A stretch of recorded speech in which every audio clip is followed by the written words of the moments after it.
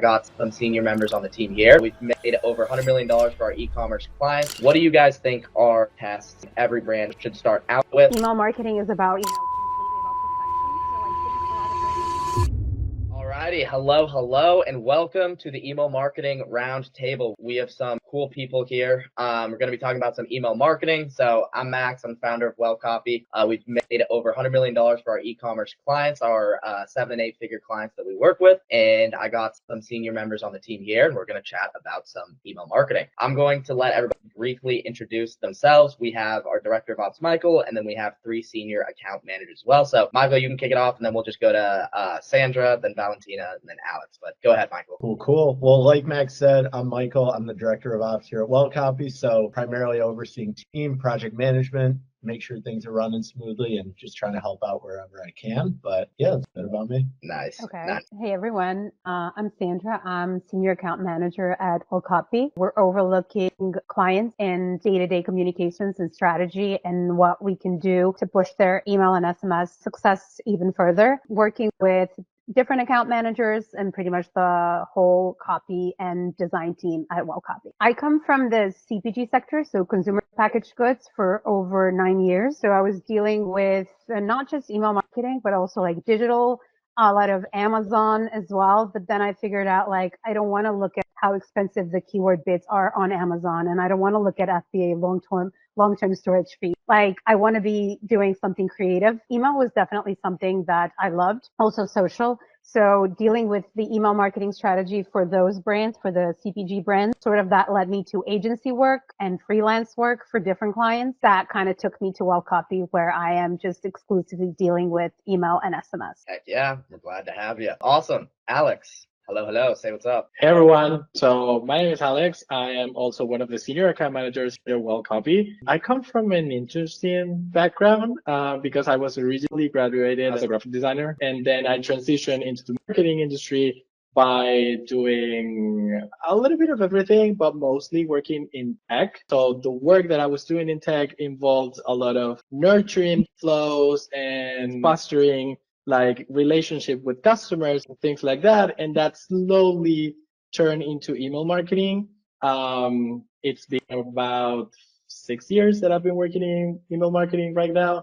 But yeah, this industry allowed me to combine all of that knowledge that I gained working in tech and all of the creative side that I come from when I studied graphic design. So it has been super cool, super interesting. And here at Wellcopy, I oversee the work of other account managers and help them make the best of their abilities to fulfill our clients the best possible that we can. Absolutely. Heck yeah. And then Valentina. Yeah, like Max said, I'm Valentina. I'm the third senior account manager here at Wellcopy. My background, that's so interesting that I didn't know how you guys got into email. My story is a little bit weirder. I actually went to a party right after I graduated and met 2 Canadian guys, and they had an email marketing agency, and I was looking for a job after graduating, and that's how I started. And I've been doing email marketing ever since. That was my first job. And I stuck with it for 7 years. Never thought I was going to be sending emails for a living, but they do work and they do help brands grow. So here I am. Nice.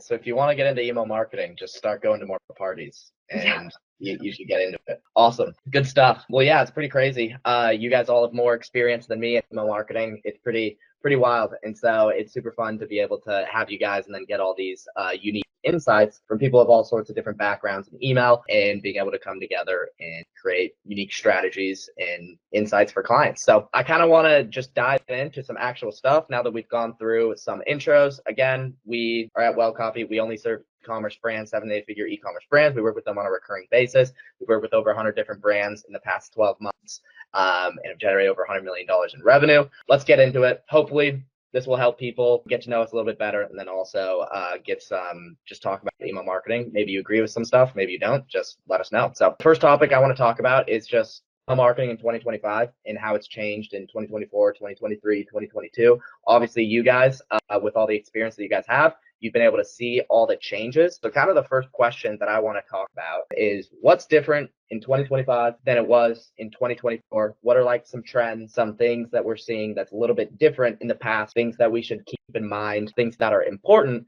that maybe in the past we didn't have to pay attention to as much? Okay, so there's one thing I've been noticing time and time again in the recent months. I've been testing it across multiple accounts, and one thing that's like always repeating is that emails, like shorter emails, are usually more successful. And this is something that I think it's related to the fact that people are getting into the habit of consuming more fast-paced content, like short form videos, like everything right now. It's like fast, fast, fast deliver. And so our emails, one thing that we've been testing, it's like longer versions versus shorter versions, and those shorter ones are absolutely crushing. So I think that's something that will continue to happen in the upcoming months. That is so interesting that you brought it up, because I saw the same thing, but when it comes down to pop-ups, like last year or even like 2023, I would say like I will always recommend having like product images within pop-ups. But now that we've been A/B testing it, the more I tested, the more I see that they like plain text within it. Like when it's just a pop-up with the offer and no images, like that outperforms the ones with images. And I think it comes down to the attention span. They do want to see like, what am I getting? Do I want it? Don't want it? They don't want distractions or anything added to it. So that's interesting. Yeah, I totally agree with that, especially on the attention span. So that's something that I wanted to also call out. I would say ultra personalization, meaning that they do want to, get custom content for them, not be treated just like a regular, Joe out there. In 2025, I can see a lot of interactive emails. So there's a lot of cool apps out there where we can, plug them into Klaviyo and do different, hey, if you count this amount of dummies or whatever, you'll be able to, get a free discount or a free incentive. So I feel like that's something big. And I love the integration that we do between email and social media. And I'm not just talking about UGC, user generated content, but also how we can gain the social media presence of a brand and get that into email, because the goal is to sort of nurture the list and get great leads that can turn into, loyal customers. Which is key right now. Like there's with the whole TikTok being down, like people understood the importance of owning their own data. Like what if these apps go offline tomorrow? Everyone, like your entire audience, you need to be gathering emails in order to take advantage of that information. Absolutely. Yeah, and also the fact that some brands are realizing that marketing it's a broad thing instead of a per channel thing. I think that's also like key for success in this industry, because you're starting to foster a relationship, but not just one channel. You can, as Sandra said, you can show personalization, saying, hey, I know you've been following me for a long time, and so we're serving you this information through this channel, which is like where we can have a closer conversation. And I think those sort of things are super important. They're not super easy to do as well, for sure, but they really make the difference when they're properly implemented. You touch on a great point about relationship, like building relationship with clients, and something that we definitely do at Wellcopy is like the text-based ones. I see that those perform better because people really do believe sometimes that the owner wrote it or like someone from the team wrote it, and they feel like special that someone actually took the time to write them a message. Those tend to work better, again, without the fuss as well, because no images, no nothing. Like I want to read the message, see what it's about. Someone wrote it to me. Click rates are better. Open rates tend to be better. So I see those working a lot right I have now. a great example of that sort of strategies. We actually have like 3 made up people that we send emails from. And so the strategy is like the first email is sent from you, Valentina, and you're saying, hey, this is a promo that we have for you, blah, blah, blah. And the next day, Sandra sends the email saying, hey, in case you missed Valentina's email yesterday, here's a reminder about what's going on. And then we we send the promotion again. And then we have like the owner who sends like the last chance email.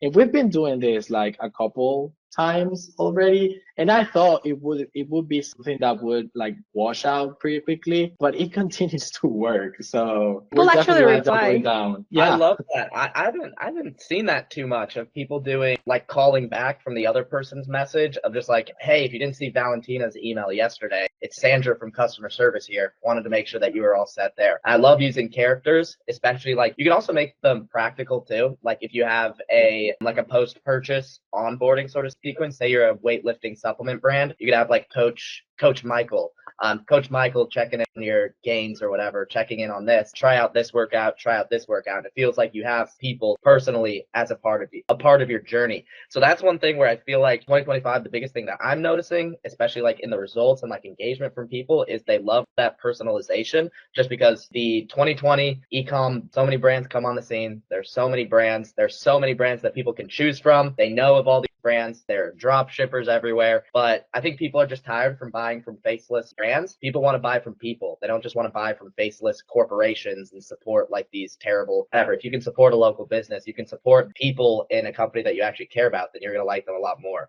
And so that's why I think like the text-based emails are absolutely crushing. And then to your point, so there's that personal side of it, which is amazing and gets people to convert better. And then also to Valentina's point, there's the simplicity of it. There's no images. You're not distracting. It's just like straight to the point. And so I think part of that, what makes the results better. So something that I've noticed on like the topic of trends and strategies for 2025, what are like some other things that you guys are seeing across your account? Are there any other specific trends that you're seeing that are actually turning to tangible results? We've kind of talked about the broad e-commerce market and email marketing market of the year, but getting to like some actual like brand specific trends resulting in numbers. Alex, you touched on one. Are there any other ones that come to mind for you guys that you're noticing now that we're 3-4 months into the new year? I mean, I think one that definitely comes to mind is just text-based emails honestly crush it on all sorts of different accounts. Like it's because so many e-commerce brands, and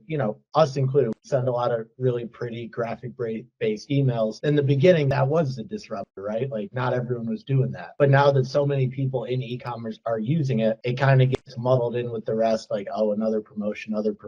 But when you send a text-based email, that's, more personal, or directly from the founder, or you include the person's first name, has actually become the disruptor. So it's actually completely flipped. And that kind of makes people, stop and look at it again. And, the results speak for themselves, like open rates, more HTML2, which you don't have to get into deliverability, but that's another huge thing in 2025 that's become a lot harder. But with the text-based, it's just, better opens, better clicks, unbelievable results, and just adding that kind of different thing that makes people look twice. Shockingly, people actually do read them as long as they're not sending them an essay, So I would say text-based emails are a huge trend that just delivers great results. Question, just real quick there on that topic with the text-based emails. Like we keep talking about text-based emails, they perform so much better. Why not just send only text-based emails? Like, and I know Alex, you're testing that on a couple of your accounts, or on at least one of your accounts as well. Like, should brands do a full text-based approach, or is there a balance between the two? I'd be curious to hear your guys' thoughts. To Michael's point, I think what people want as things that stand out, I think it applies for the pop-up thing too. Like everybody would do the same type of pop-ups, and then your immediate response is just to go close them. Now that it's like a text-only type of thing, you feel like they're telling you something important and you kind of want to stop and read it because it's different from what everyone else is doing. Like if it has an image, it's going to be promo, and then I want to close it. So I think when you start doing the same thing over and over again, then you can burn it out. Like if Alex were to use the names in every single email, they would say it's just like another promo because that's how they do marketing at this place, like this company. So I think it's all about having different stuff coming up, not getting used to, you never turn on an ad and don't improve it or monitor it or, work on it later on. It's about optimizing it constantly and changing strategies and trying new things to keep it fresh and exciting, in my opinion. And let's not forget, people are very visual beings, so they do want to see, design. And if you're talking about a new drop, of course you can do a text-based reminder or a teaser before the drop, but you want to show people what you're actually, launching next week or next month. So I do think people are very visual beings, so they like design. So I think a healthy balance, which is something that we try to do with all of our clients across the board, is a healthy balance between text-based emails and design emails. And at the end of the day, I do think the content is king in an environment where inboxes are pretty much very cluttered. It's crucial to give them a reason to stick around and look forward to your next email, not just try to search, for the unsubscribe button in the footer area. So like relevant, unique content will turn your, readers into loyal customers, purchasers. So a healthy balance between text-based and design email would be key and something that we strive for. Actually, that brings up another trend that I've been seeing, like trying to build communities instead of only sending like sales. All I would say, like the trend that I've noticed is that trying to build a relationship with their customers, not only through socials, but also with email. And the key is don't only send promotional emails. People are thinking about doing email marketing only when they have something to communicate, like we have this sale or we have this launch. You should be building community. You should be sharing educational content. You should be sharing value in your communication, not only thinking about sales, because that would build a relationship and then you can sell them whatever you want to sell them. 100%. I also believe that not everybody is opening every single one of your emails. They're not opening every single one. They're only opening, like they might only open, because like what we set for our clients is typically like 3 to 4 times per week. That's just what we found to be like kind of the sweet spot. Some brands, it's best to send more, sometimes a little bit less. But typically we start off with 3 to 4 times per week, and people aren't going to be opening every single email every single time. Some people will, but a lot of times it's just like, maybe they'll open like one a week, and whatever like the most interesting one, whatever one like piqued their interest the most. And so the more often you show up, the higher odds you catch somebody who happens to be on their break on a walk to fill up their water bottle, and they're like, I'll check this email. The more you send, and you can send those value-based things, and the person just like, you happen to catch them on the right time, they open their email and they're like, oh, I like this branded message. Like they send some sort of branded thing with community, some sort of personal note from the founder or something. Like, oh, I like this brand. Maybe they don't buy right now, but when you do come back around and next week you have a product promotion email, or you have a low stock email or a back in stock email, then they're primed to purchase. And so that's one of the things with email is it's not, sometimes a lot of people think it's buy now, buy now, buy now. I think it's also just the best priming mechanism. It's the best priming mechanism to earn trust of customers and just have them ready and have pent up demand for when you do have a big event. You can actually get these. And if you're worried about sending too many emails, you could always have like a custom unsubscribe page. Everyone knows that I'm big on those, like allowing people to personalize how often they hear from you instead of simply unsubscribing. 100%. And that's guys, meet the queen of unsubscribe pages.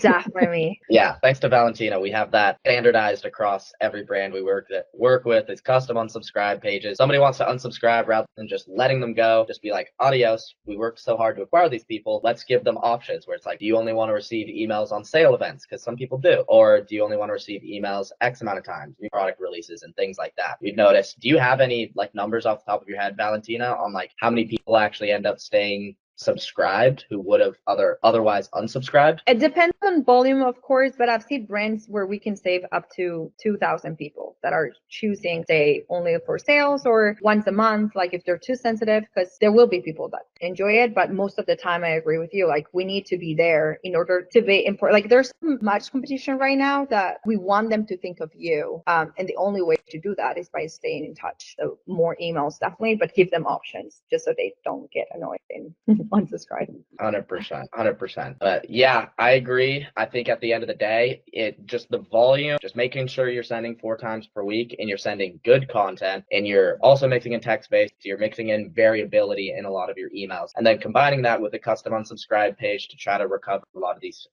people who may be unsubscribing. And it's a lot easier to succeed when you're doing all those things. So we kind of touched on like a mistake there with brands letting unsubscribers go too easy or only hitting sales. Are there any other like big mistake that you see brands making? We onboard brands and you audit their accounts and you're like, oh my goodness, what were these people doing before? Sometimes that is the case. Are there any specific like mistakes or overlooked things that you see like a lot of brands make? Yeah. I feel like this is something that happened recently. I feel like a lot of brands, and also not just brands, I also think other email agencies don't prioritize mobile first design. So like you're looking at the email, the designer is creating it and then it looks awesome. But then like on your mobile, and like granted, everybody like pretty much 80% of your database is going to view that email on mobile, is not going to look optimized. So like at Wellcopy, that's something that like we are very prioritizing mobile first design. You don't want to lose people just because your CTA is invisible mobile. So or your CTA is not above the fold. So that's something that I've seen, that a lot of brands have great ideas, but the execution, especially on mobile, sucks. Yeah, I think some other mistakes that other brands are doing is that they feel like email marketing is about, completely about perfection. So I think a lot of brands do that, overcomplicate it. And they don't speak to the database like a human person. So they don't solve any real problems. They don't add value. So I feel like simplifying the messaging is something that a lot of brands, struggle with. And at the end of the day, I feel like people don't buy from perfection. They buy from connection, which is something that Valentina talked about. So building that relationship with your prospect is so important. And you just have to be very cautious with the content, with how you display everything. And again, the frequency is something that we touched a little bit upon. I would agree on the CTA so much. Max, I don't know if you've told everyone about the channel we have about inspo, but we are constantly looking emails that we love. I think one of the things we see the most is no CTAs within some emails. It's why would you do that? Where's the call to action? And then I would say sending to the entire list. Lack of segmentation is a big one, which will end up affecting deliverability, and then all of your efforts are being wasted. Yeah, that was actually kind of what I was going to say, is sending to the entire list and then also not properly warming up your domain and just kind of blasting everything out to everybody. Because I think a lot of people just kind of get on Klaviyo, Sendlane, whatever you're using, Klaviyo hopefully, and basically they just start sending to essentially everybody with no real regard for the deliverability, warming up the account, sending to actually engage people. Because what you end up doing in the long run is just screwing yourself over, because no matter how pretty your emails are, how great your copy is, if they're not landing in the primary inbox and they're always going to spam, they're bouncing, they're getting marked as spam, whatever it may be, kind of completely defeats the purpose. And in the long run, that's going to screw you. And it's possible to fix, but it's difficult and definitely takes time to get you back to the point where you actually are landing in the primary inbox. So all in all, I think that's largely the biggest mistake that we see a lot of times with email, because it's just the hardest to repair as a whole. I've seen one more that is both funny and bad at the same time, and it's that for cart abandonment emails or checkout abandonment emails, they look like a testament. They have so many things on those emails, and it's no, people just want to be reminded of their abandoned product, because most of the time when people abandon products on their cart, it's because they know they're gonna get some sort of offer, one, or two, it's because they were doing something else, they were busy at that time, and they will continue the purchase later on. So they just wanted to be reminded about that specific thing, and not be bombarded with a full thing filled with a lot of information. And I've seen that a lot of times on many different accounts. Yeah, I agree with Alex. Automation is going wild is definitely something that brands, are doing. And then another thing I wanted to add is neglecting A/B testing. I love when you onboard a client and oh, does AM or PM works for you? We have no clue. We're sending whenever we want to send. So that's something that I feel like a lot of brands are neglecting. A/B testing is, it's not what Valentina thinks about the send time. It's what your database wants to see and when they want to get the email. So I feel like that's something where we add value. And that's something that we do not just for campaigns, but also for the flows and the automations. I love that you mentioned that, because you read my mind. People tend to read whatever is working online, this brand did this, and so this is the only way to do email. But there's not one only way. You want to test it. How, does this actually work for my brand? And numbers don't lie. So just go ahead and A/B test it, or hire us and we can A/B test it for you. Good plug. I want to talk about A/B testing next, but real quick, just my biggest thing with brands, what I see them mess up, and the one thing that I pay the most attention to, do you guys happen to know what it is? The one thing that I nerd out about? Pop-ups, of course. Pop-ups. Yeah, there we go. Pop-up form, that is my bread and butter, because so many brands just take the Klaviyo template or take whatever template, and they're like, oh, I think our pop-up form's doing good. Yeah, it's getting 3% opt-ins. And we're like, when was the last time you tested it? What 3% opt-ins? minimum, we try to shoot for our clients 6 to 8% at minimum. Ideally, we want to be 12%, 10%.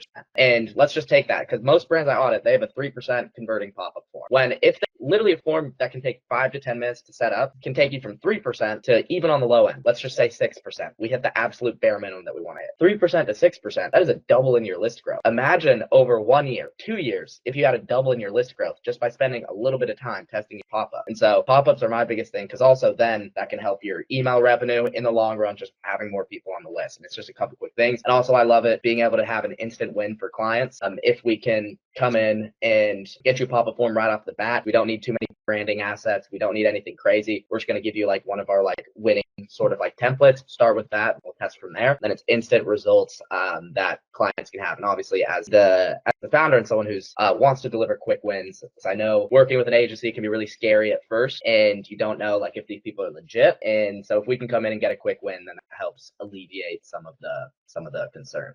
So we just talked about some A/B tests there. I want to ask you guys, A/B testing can be very daunting and you're like, what do I A/B test?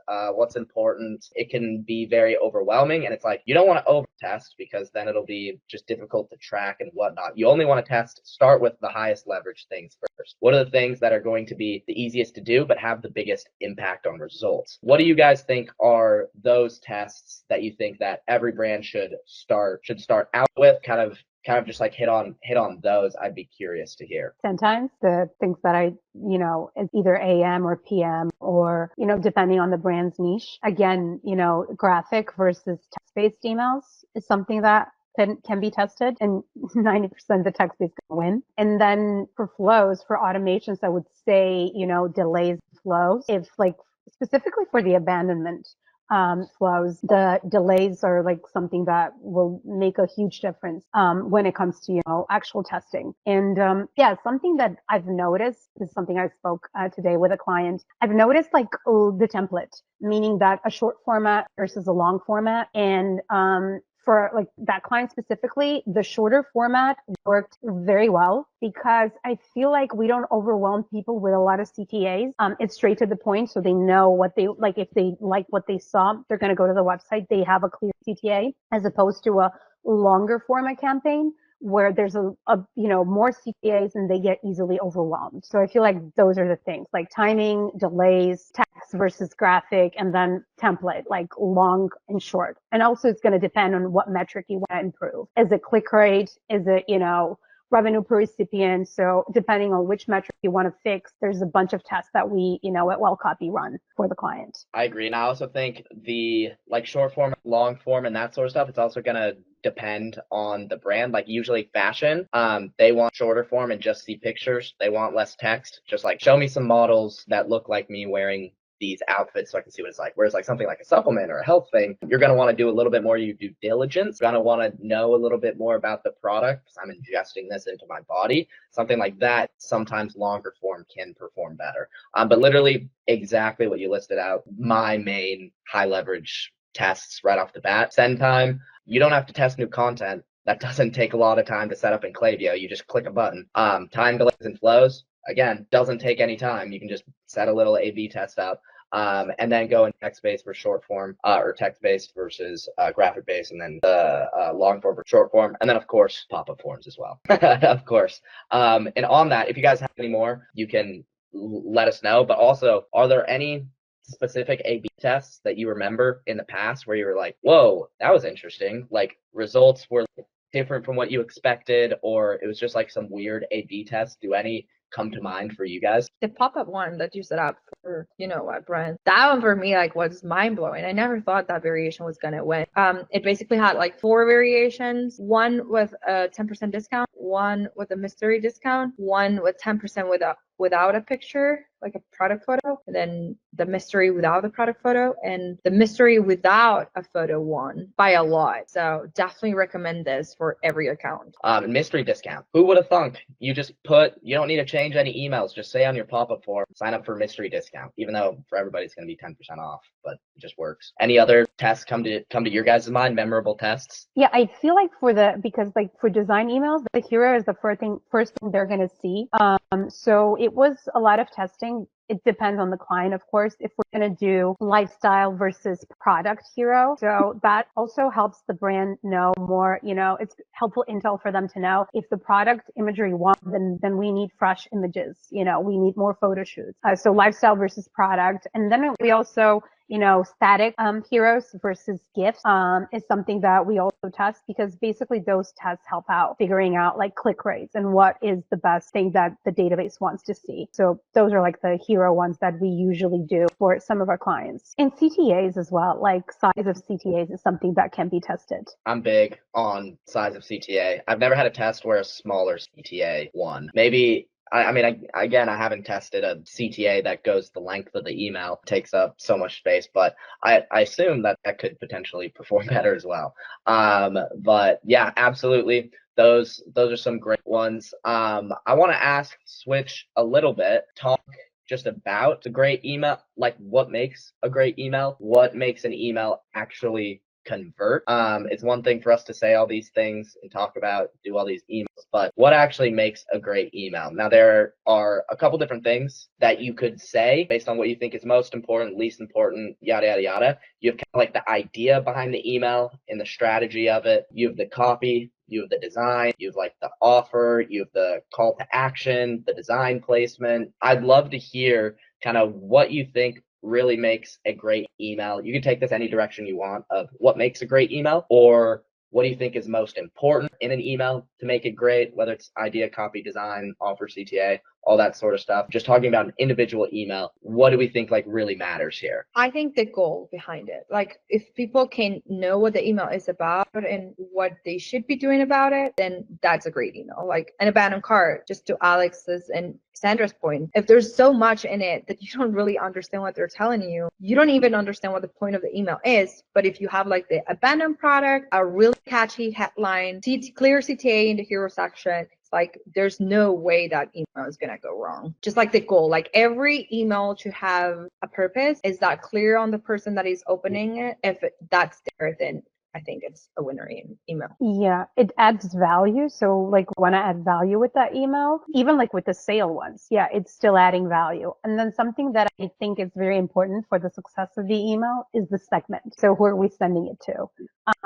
Because it's very important. If it's, if it's a teaser email, do we want to send it to the VIPs? Is the brand VIP segment very strong? Because we've seen like with some VIPs that they're going to outperform the engaged segment. So like teasing a sale with VIPs is going to make more money than actually sending it to the other people. So the segment for the success of the campaign, I would say is very, very important. So essentially what we're saying is that to make a great email, we need to go back to marketing basics. This is basic marketing theory. Like we need to send the right message to the right people at the right time. And that will create a winning message, because it is relevant for me. It adds value. It has what I want to see. And I will click on that because like it is talking directly to me. But to make that happen, to Valentina's point, a great goal, like a good strategy behind the email. And to your point, Sandra, a good overall like visual and messaging. So good copywriting. I think the copywriters are sometimes overlooked, but copywriters are basically who puts the soul on the message that we're sending. So yeah, good copy. I agree with you, because they're not going to see the actual email. They're going to see the subject line. And if the subject line pops, I'm going to open that email. So yeah, copywriters are very, very important. Yeah, and also like how we run things, you're more than a copywriter. Like with us, you're like an email, yes. corny name, an email architect. like you're really mapping out the whole email. You have the angle, like the account manager is coming up with like the specific angle, which I think is, for me personally, I think like just the angle is the most important part of the email. Just like what are we saying in it? Is it like myths versus facts? And we talked about today on our account manager call, just like being really specific with what the email is, how creative is it? Like we don't just want a bestsellers email. Like we want to have like a creative twist on it, something that'll make it like stand out. But what's the angle? How are we making our product like stand out? I think that is very important. And then the emails, just being clear and focused on one thing. Valentina, you touched on that. I think if you try to do way too many things, you're not going to accomplish anything. We just want to be super clear. I try to think of one main idea, from the email? What do we want? Rather than having a frequently asked question email for sending an email, like an educational email on like the FAQs about a product, I'd rather send one email about one FAQ rather than one email with 10 FAQs. If we can just like, if we sell creatine, I want to send an email just like, how long does it take to see creatine's results? Have a full email just doing that one thing rather than how long does it take? Does it work for me? Who does it work for? What are the ingredients? Like all that stuff. Those kind of emails do have a place. Those are great where we're addressing multiple different things. But I think that it's very important to make sure that we're just having like one clear idea for most of the emails that we're doing. Yeah, especially imagine you're a brand that only sells creatine and you want to say all those things in just one email. Then what do you talk about? What you're going to talk about the rest of your, yeah, you're going to run out.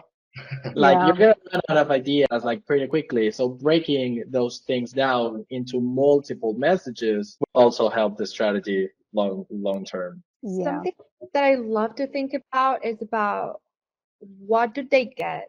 Like when you're thinking about reading an entire email, it's like, what am I getting from this? Is this going to make my life easier, better? Solve my problem. Yeah, like I don't want to read about your story if it doesn't add value to me. Like, what do I get? Okay, yeah. Maybe your story is really cool, but that got me a really cool product that is going to make my life easier. But I want the end result. I don't want to just get information. I want to be able to use that information for me. Yeah.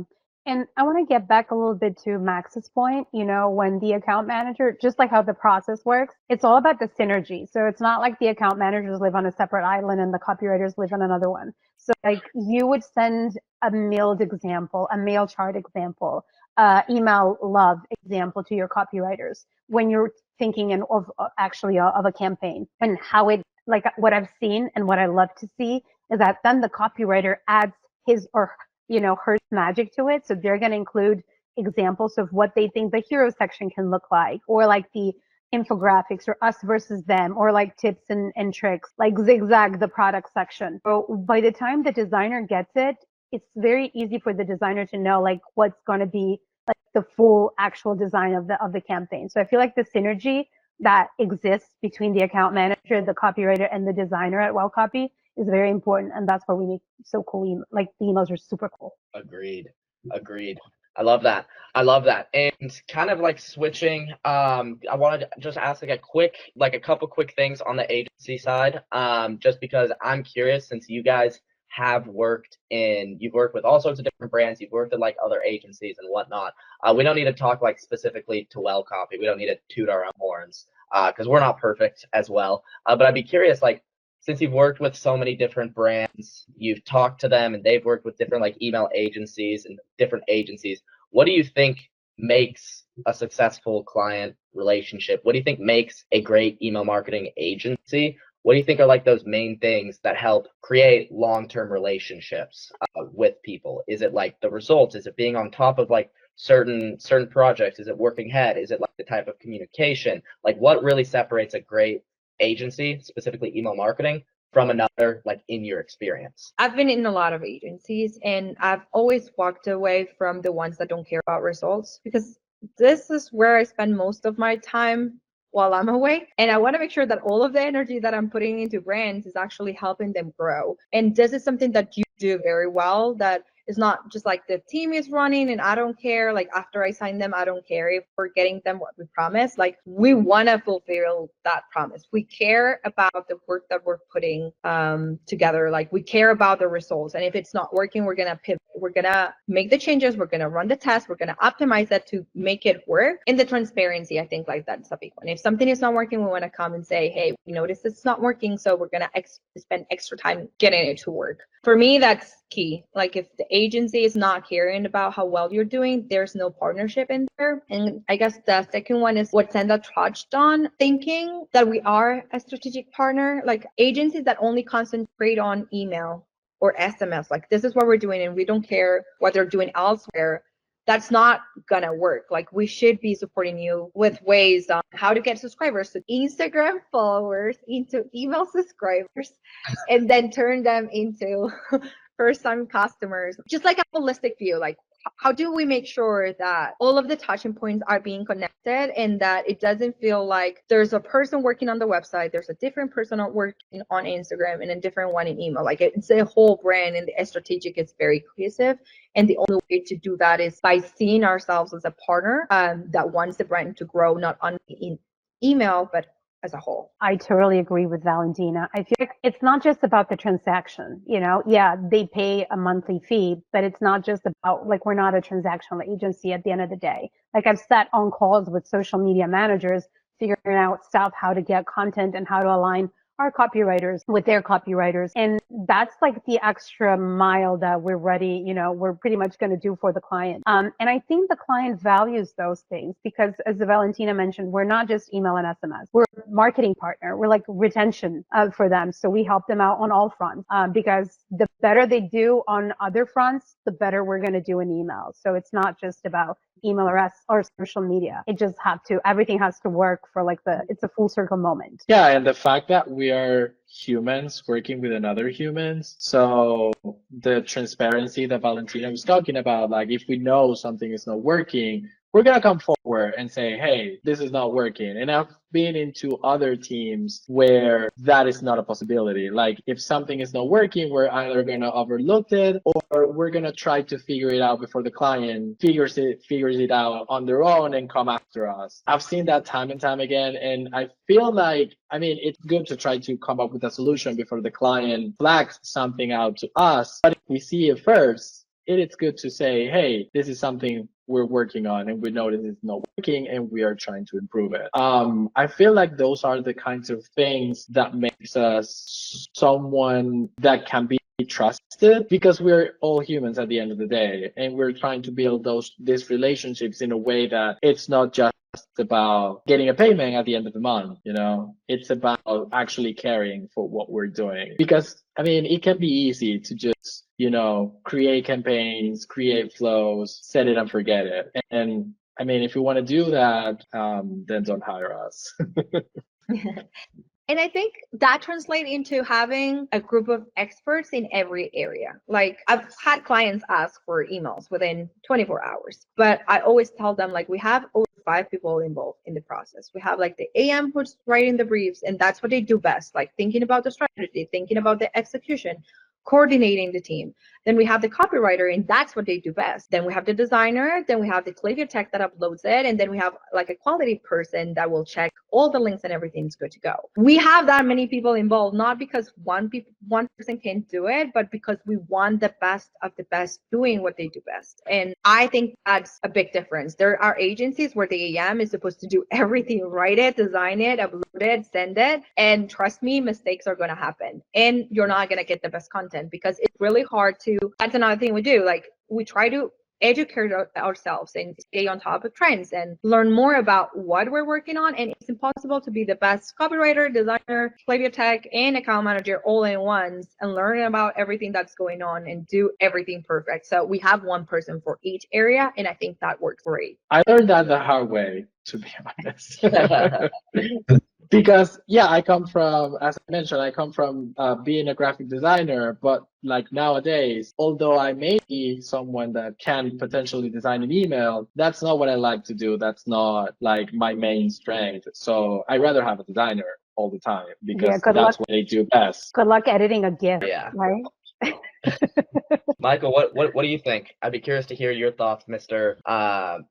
Operations guy. What do you think makes a great email agency? What do you think makes one stand out from the other? I definitely think results are part of it, but I think everything like we've talked about just boils down to communication. Like understanding the brand, understanding what our clients want exactly, and like where the primary focus is, and communicating over, because at the end of the day, it's marketing, and not everything you're going to try is going to work. And being very straightforward, hey, we gave this a shot. We're not seeing results. We're going to pivot here. And, letting them know, so they, not like we're just doing everything behind the scenes, jumping into Slack with only, hey, this email's ready, this email's ready, this email's ready, but really coming to the table and bringing new ideas to the table, communicating over what's going on in the account. We saw great results in the pop-up. The email one of our abandoned checkout flow is absolutely crushing it. but the browse abandon isn't getting as much traction as we hope. We're going to put some A/B tests in there. Just little things like that, not just to show people, but because we are involved in their accounts, every day and communicating over the big things, the little things, and kind of everything in between, building those relationships, being open to hopping on calls and chatting. And, you might spend the first 10, 15 minutes talking about the UFC because why not? But it's cool. And also just always communicating big things, little things, and making sure, you're not just like an agency where, you talk to Max and then pass along to the team. And then our account manager and designer just deals with everything. Like it's very much, being very involved every step of the way and bringing those new ideas to the table. And if things aren't going how you hope, like pointing those out, acknowledging it, and then pivoting to something else. And I think it all just kind of boils down to communication and openness. Yeah. And I think just like based on like a lot of you guys, what you said, like at the end of the day, kind of boils down to like giving a shit. Like, do you give a shit about this client? Are you wanting to put the time? And do you want to like communicate these things? So actually giving a shit about you guys, about the client, I think is very important. And I think just like the intention behind everything that we do, because like we're not just like trying to just like take your monthly retainer and just dip out and leave. That's like not how we operate. We're systematically set up. We only work month to month. Clients can cancel anytime. If anybody asks for a refund, I'll give it. If anything, like I just refunded somebody the other day just because like things are going a little bit slow. Like we're not like, because our intention is not to be this just like massive agency who's just taking a bunch of money. It's our goal is to become the most premier e-commerce retention team in the space, and we have a reputation to live up to. And so if we don't quite like align perfectly with like a certain client, then we're not, then I'll give you a full refund when it's out of contract, when it's what, like I do that all the time. There are so many instances where it's like I give somebody a refund when I do not have to, just because it's like, we just want what's best for you. Like I actually give a shit. And so that's something that I think like the intention behind everything that we do that bleeds through to everybody, and that we're actually giving a shit about people. And we feel like genuinely bad when like things like aren't, when like results are low. I can tell, like getting on calls with account managers, like some results on like some accounts aren't as good as we want. They're genuinely like upset and they're down, and I'm just like, come on, we're all good, it happens. So that's one thing that I think is very, very, very important, is that give a shit aspect. And then the communicating every little thing. This is why we have certain systems where some agencies won't talk for weeks with clients, but we, no matter what, we're sending a Monday report. We're also doing monthly stat deep dives, and at minimum, we're meeting with clients once a month. Some of them we're meeting once a week. But I think just like having systematic systems of like, no matter what, we're sending these Monday updates. You're communicating, like the standard we set for everybody is you respond within 15 minutes, as long as you're not on like a call or in deep work. You're responding within 15 minutes, ideally instantly, for clients. And I think that goes a long ways, and it proves that we do give a shit. I also think like I love that because we were growing so fast and you felt like you didn't have enough time in your calendar to be there, you were like, okay, this is not how I want it to work. I never want to get to a point where I'm not actually involved in the process, where I don't understand what's happening with each client. And then you cleared out your calendar, and this is how we have this call. You were like, that my priority is to be involved with the team, with the process, with the clients. And that doesn't happen with all founders. Like really, like I've been in agencies where they want to take the money, and if the agency can run without them, then that's fine. They will do sales and then go have a vacation.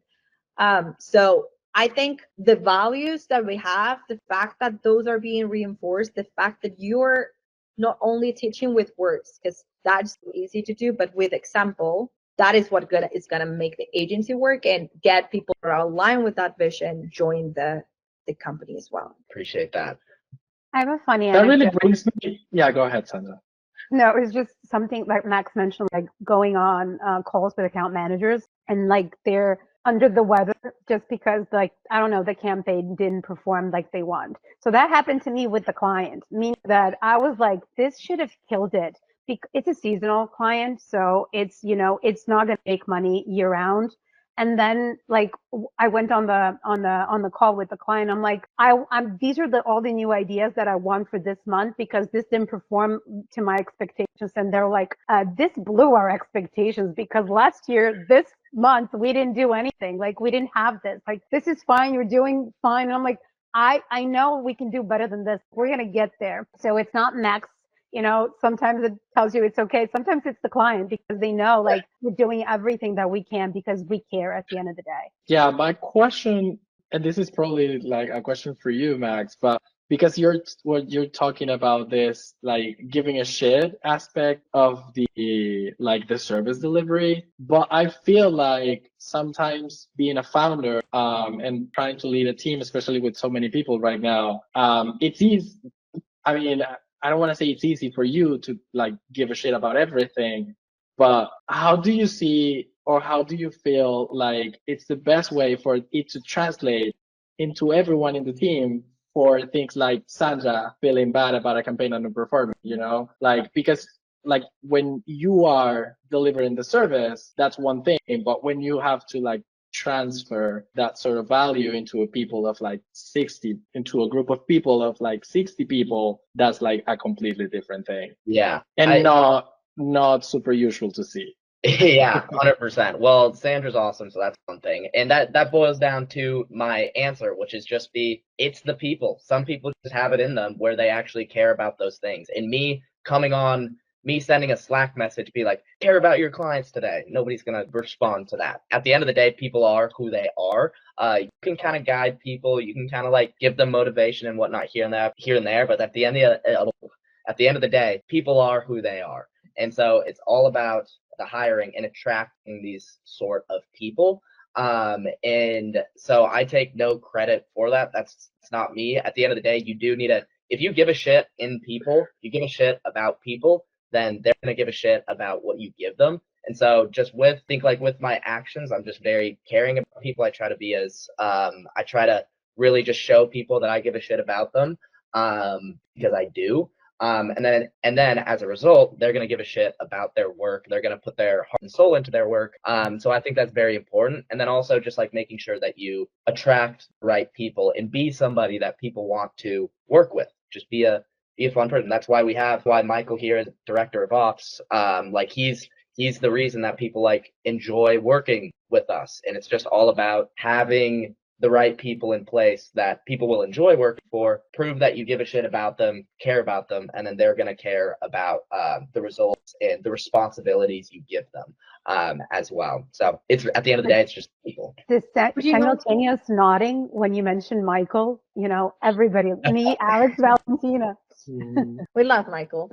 No, but I was gonna say, like, I agree with most of it, but we just onboarded someone. Like, I have a new AM. She's great. It's a great hire, but she brought it up that you mentioning be premier in every call. Like, she has that here. And then she is doing her best. So it's like a good seed in great soil. Like, you need to find like the person that will care about that, but you also need to be the seed and have the values in place and lead by example, because otherwise like it's not going to work. It's just like 50-50 in my opinion. That's a great saying. I don't think I've heard that. Great seed and great soil. Did you make that up or is that a real saying? We have it in Spanish. I don't know if there's one in English. Okay, got it. Well, that was dope. No, at the end of the day, it just bleeds down. Everything bleeds down. And so it's super important that the people you put in leadership positions, like you guys, amazing embodiments of the culture and like what we want everybody else to do, because everybody will kind of like trickle down and the energy will trickle down. So I think just like a couple of things that we optimize for is we optimize for having fun and being high energy. I think that's one thing that we do really well that bleeds through everybody. And then just having a genuine, like giving a shit about each other and your team. I think that's something that we also do good. How many times have I said give a shit? I've said it a lot, but okay, that's everything that I want to touch on there. We've been talking for a long time. I want to do a quick lightning round, quick takes, 4 quick questions for everybody. We're just snappy. We're going to go one by one. I'll answer the last one. I'm just going to go off of people on my screen. It'll go Sandra, Valentina, Alex, Michael, and then me. So Sandra, Valentina, Alex, Michael, me. First question. There's going to be 4 of them. First one, if you could only give one email marketing tip to somebody, what would that one thing be? Sandra's first. Start doing it. Start doing email marketing. Good answer. That would be my tip. Hire someone to help. Like, if you are busy, like if you're a business owner and you don't have the time to learn it, go hire a good partners. And I will 100% like recommend Wellcopy. Like, I mean it. Go find someone that has the time to learn about it, stay up to date, do it right, because you want to concentrate on what you know how to do. You need a partner on email because it's gonna generate a lot of revenue. 100%. Alex? Use Klaviyo. Please use Klaviyo. Good Like, answer. there are so many bad platforms out there. I think if you're gonna pay so much attention into this, use a good one. 100%. Michael? Send text-based email. Nice. Me, send more emails. All right. So those are the tips. Next one. One email marketing misconception or myth that you hear that needs to die or get less attention. Sandra? I love how I'm the first one on all these rapid questions. No performance pressure. Thanks a lot. I would say people thinking that open rates matter. And in 2025, no, they don't, especially with the Apple Mail privacy protections. So that's going to be a big myth for all clients. Valentina? That email is dead and emails are annoying. People don't want to do emails because they hate emails, but it's like we're generating a lot of revenue. You need to start sending those. Nice. I would say that email is hard. It's not, as we have been talking. Like, you can send text-based emails and those can crush it. Michael? Valentina kind of said some of mine, but like if you send too much, you're gonna annoy people. You can send more. Custom unsubscribe page, segmenting. There's ways to do it. Yeah, that's what mine was going to be. It might annoy you, but you are not your customers. So stop caring about your preferences and care about your actual customers' preferences. So there's that one. And then this next one, the number one most important flow that brands should be spending more time on. Email marketing flow that brands should be spending more time on. Sandra? Welcome flow. That's like your biggest advocate for your brand. I mean, no brainer, but just take your time and do the proper messaging. This is where you educate people. And then any of the abandonment ones. So those would be like the biggest focus if you're starting. And then you can, diversify and change as you go. See, this is why I should have replied it short and sweet. Sorry. I went on a ramble. I'm sorry. All good. Valentina? I'm not gonna try to change it. It's welcome. Like if you're not doing the welcome right, people like the first impression is the most important one. Welcome for sure. Alex? Okay, let's give something more, because yeah, we're all gonna say welcome. But I would say the next one is post purchase. You capture that attention, how you can keep it. Yeah. Retention. Nice. I won't reinvent the wheel. Welcome, Max. Nice. I'll change it to underrated for me. Underrated, I'd say side abandon. I love side abandon flows because a lot of brands don't have it. And you can get a couple emails in place that make a lot of money. Okay, last question for the rapid fire and all of this. What is a tool or website that everybody should be using in email marketing? What is a tool or website that's your most favorite, or something that not a lot of people use? What is your favorite tool that you have been using? Can I go first? Yes. Okay. Max's social media, Max's YouTube, Oh. and Max's Instagram. Shameless plug. There we go. Plug. Great answer. I think that's not for everybody. Everybody was going to respond with that, right? No, we do love it. No, I mean, honestly, that should have been my answer because I think like that would make my life easier. Like honestly, if I forced everyone to just watch that. No, I would say like places where you can find email examples. It can be mailed. It can be really good emails. Emails will love. Like finding great emails and using them as reference point is going to make your life easier. As to what's working and what you should be doing. So just look for email examples. Yep. Alex? There's one new one that I've been testing out. That's called Email Donut. It is like a new version of Email Love, Mailed, and all those platforms. But the interesting thing about Email Donut is that it only contains e-commerce emails. So that's only for e-com. And I've been finding some pretty cool examples in there. And the other one is, yeah. And the other one is just ChatGPT. And then Michael? Is Klaviyo not an acceptable answer? Give us something different. I'll go with Clock Apps. Just going off deliverability. It's a good thing to know where your emails are landing, whether they're going to primary, spam, promotions, etc.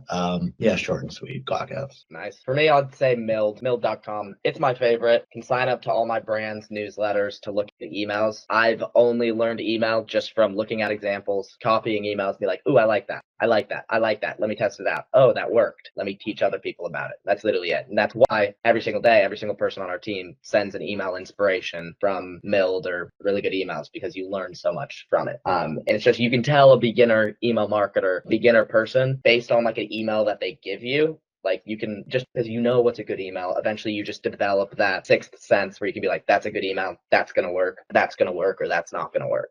So that's what I would say is really important. You guys just had a lot of good things to say. Hopefully you guys aren't too fried, kept you at work too long, but hopefully that was valuable to everybody. That was a lot of fun. Thank you guys for all the insights. Thank you guys so much for the time. If you want to work with us, wellcopy.net is our website, and make sure to be on the lookout for more content. Let us know if you like these sorts of videos. We'll be very, very curious. So just comment if you like them, or if you never want to see Alex, Sandra, Valentina, Michael again. No, I'm kidding. Yeah, thank you so much for listening. Thank you guys again so much for your time. And yeah, adios.